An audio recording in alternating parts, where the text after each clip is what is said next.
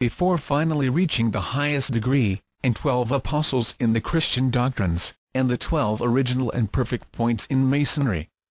The ancients believed that the theory of man's being made in the image of God was to be understood literally.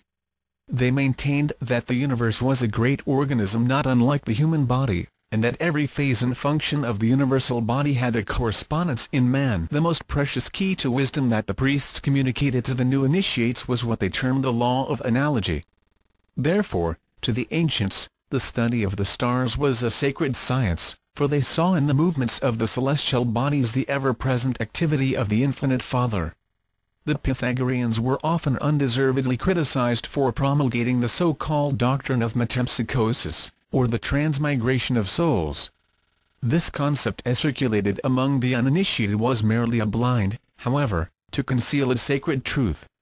Greek mystics believed that the spiritual nature of man descended into material existence from the Milky Way, the seed ground of souls, through one of the 12 gates of the great zodiacal band. The spiritual nature was therefore said to incarnate in the form of the symbolic creature created by Magian stargazers to represent the various zodiacal constellations.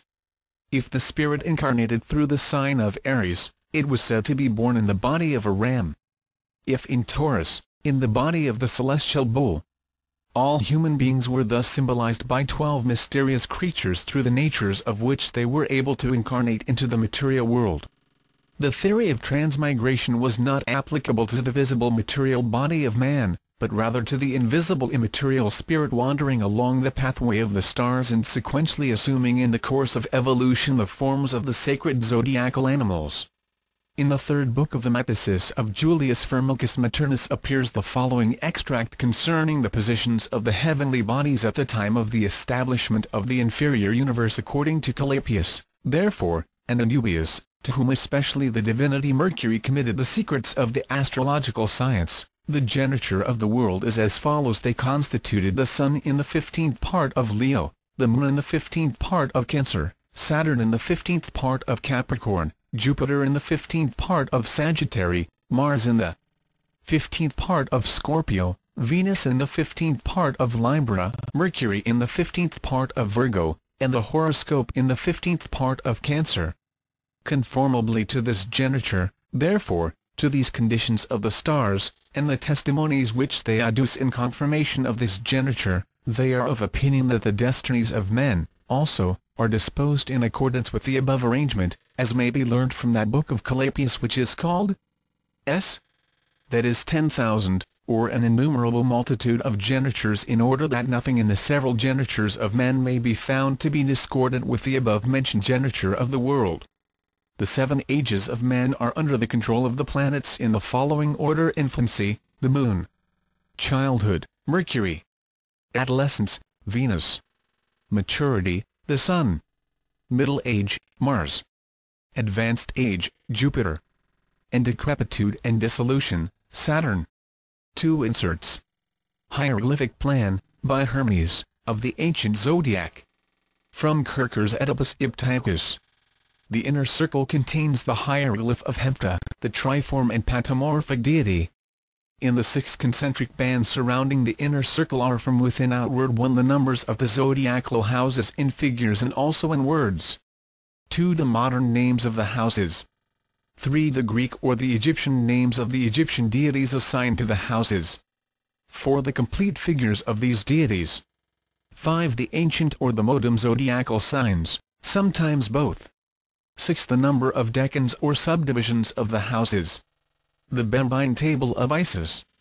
Concerning the liturgic or magic sense in which the Egyptian priests exhibited in the Bambine Table of Isis the philosophy of sacrifice, rites, and ceremonies by a system of occult symbols, Athanasius Kircher writes, the early priests believed that a great spiritual power was invoked by correct and unabridged sacrificial ceremonies.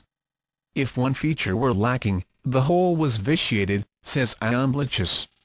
Hence they were most careful in all details, for they considered it absolutely essential for the entire chain of logical connections to be exactly according to ritual. Certainly for no other reason did they prepare and prescribe for future use the manuals, as it were, for conducting the rites. They learned, too, what the first hieromancers possessed, as it were, by a divine fury, devised as a system of symbolism for exhibiting their mysteries. These they placed in this tablet of Isis, before the eyes of those admitted to the sanctum sanctorum in order to teach the nature of the gods and the prescribed forms of sacrifice. Since each of the orders of gods had its own peculiar symbols, gestures, costumes, and ornaments, they thought it necessary to observe these in the whole apparatus of worship, as nothing was more efficacious in drawing the benign attention of the deities and genii. Thus their temples, remote from the usual haunts of men, contained representations of nearly every form in nature.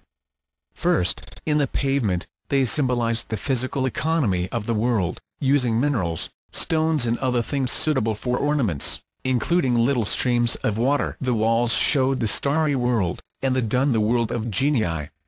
In the center was the altar, to suggest the emanations of the Supreme Mind from its center. Thus the entire interior constituted a picture of the universe of worlds. The priests in making sacrifices wore raiment adorned with figures similar to those attributed to the gods. Their bodies were partially bare like those of the deities, and they themselves were divested of all material cares and practices the strictest chastity. Their heads were veiled to indicate their charge of earthly things. Their heads and bodies were shaved, for they regarded hair as a useless excrescence. Upon the head they bore the same insignia as those attributed to the gods. Thus arrayed, they regarded themselves to be transformed into that intelligence with which they constantly desired to be identified. For example, in order to call down to the world the soul and spirit of the universe, they stood before the image shown in the center of our tablet, wearing the same symbols as that figure and its attendants, and offered sacrifices. By these and the accompanying singing of hymns they believed that they infallibly drew the gods' attention to their prayer. And so they did in regard to other regions of the tablet, believing of necessity the proper ritual properly carried out would evoke the deity desired. That this was the origin of the science of oracles is apparent. As a touched chord produces a harmony of sound, likewise the adjoining chords respond though not touched. Similarly the idea they expressed by their concurrent acts while adoring the god came into accord with basic idea and, by an intellectual union, it was returned to them deiform, and they thus obtained the idea of ideas. Hence there sprang up in their souls, they thought, the gift of prophecy and divination, and they believed they could foretell future events, impending evils, etc. For us in the Supreme Mind everything is simultaneous and spaceless, the future is therefore present in that mind. And they thought that while the human mind was absorbed in the Supreme by contemplation, by that union they were enabled to know all the future.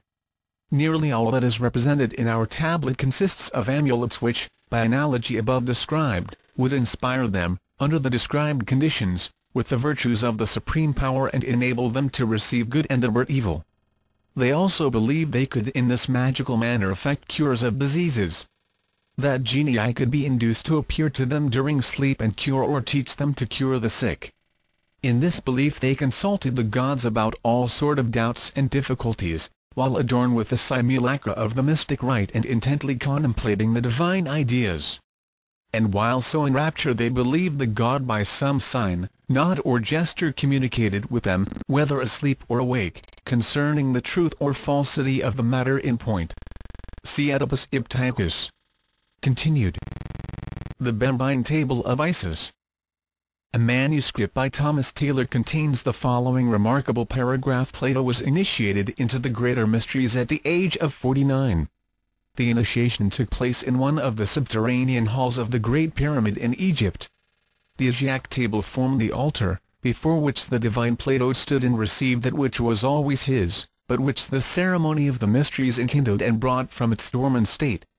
With this ascent, after 3 days in the Great Hall, he was received by the Hierophant of the Pyramid. The Hierophant was seen only by those who had passed the 3 days, the 3 degrees, the 3 dimensions and given verbally the highest esoteric teachings, each accompanied with its appropriate symbol.